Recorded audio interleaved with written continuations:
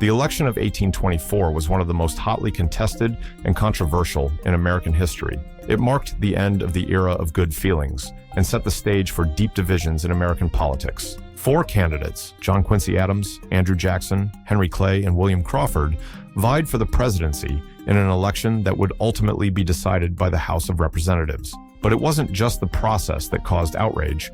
It was the behind-the-scenes dealings that led to what became known as the corrupt bargain. The political landscape in 1824 was unique. The Federalist Party had collapsed, leaving the Democratic Republicans as the only national party. However, within this party, deep factions had formed, leading to four serious contenders for the presidency. Andrew Jackson. A war hero from Tennessee, Jackson had gained national fame for his victory at the Battle of New Orleans in the War of 1812. He had a strong populist appeal, representing the interests of the common man and frontier states. John Quincy Adams. The son of former President John Adams and the sitting Secretary of State, Adams was the favorite of New England elites and a staunch supporter of federal investment in infrastructure and education. Henry Clay. The Speaker of the House from Kentucky, Clay was the architect of the American system, which emphasized a strong national bank, protective tariffs, and internal improvements. William Crawford. The Secretary of the Treasury from Georgia, Crawford was the preferred candidate of the old Democratic-Republican establishment, but he suffered a stroke in 1823, severely hurting his chances. When the votes were counted, Jackson emerged with the most popular votes, over 40%, and the most electoral votes, 99. Adams followed with 84 electoral votes. Crawford secured 41, and Clay received 37. However, Jackson did not have the necessary majority, 131 electoral votes, to secure the presidency outright. According to the 12th Amendment, when no candidate wins a majority of electoral votes, the election is decided by the House of Representatives, with each state delegation casting one vote. Only the top three candidates, Jackson, Adams, and Crawford, were eligible, eliminating Clay from the running. However, as Speaker of the House, Clay wielded significant influence over the outcome.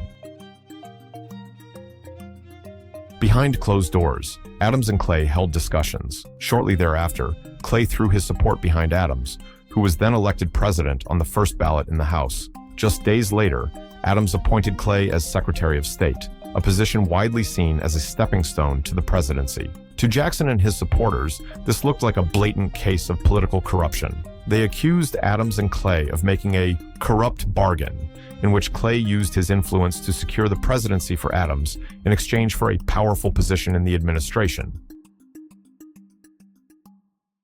Jackson and his supporters were furious. Though no concrete evidence ever proved an explicit deal between Adams and Clay, the perception of corruption tainted Adams' presidency from the start. Jackson's followers used the corrupt bargain as a rallying cry, portraying Adams and Clay as elitist politicians willing to subvert the will of the people for their own gain. The controversy deeply divided the Democratic-Republican Party, leading to the formation of new political factions. Jackson's supporters coalesced into what became the Democratic Party, while Adams and Clay's followers formed the National Republican Party, which later evolved into the Whigs.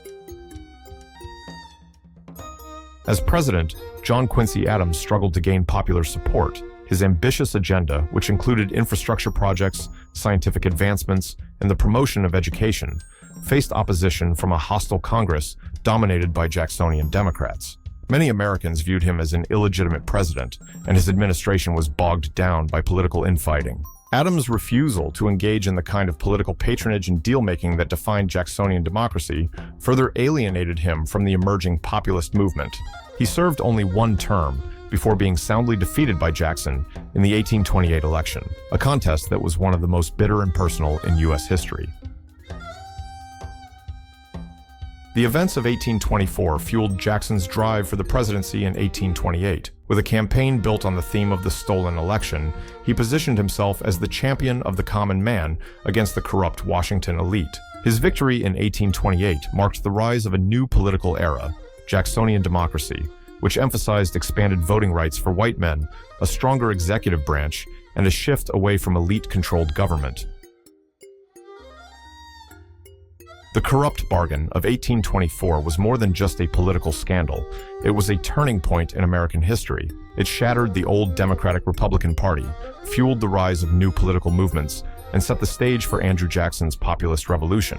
While historians continue to debate whether Adams and Clay truly struck a deal, the perception of corruption was enough to change the course of American politics forever. The election of 1824 serves as a reminder that the battle over power, influence, and democracy is as old as the nation itself.